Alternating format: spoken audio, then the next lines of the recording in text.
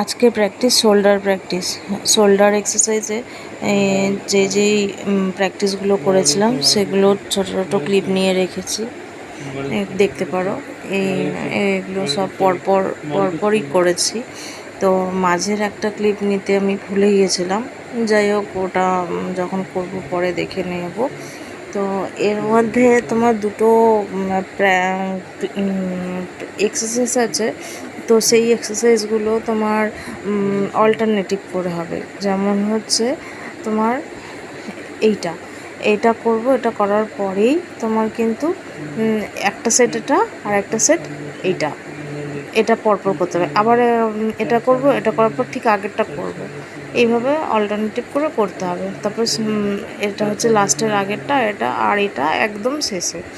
এই শোল্ডারের এই প্র্যাকটিসগুলো করলে মিনিমাম তোমার আস্তে আস্তে গ্রো করতে থাকবে। যে বাড়ানোর যে করবে সে বাড়বে, যার কমানোর ইচ্ছা সে কমবে। ওকে, টাটা, বাই।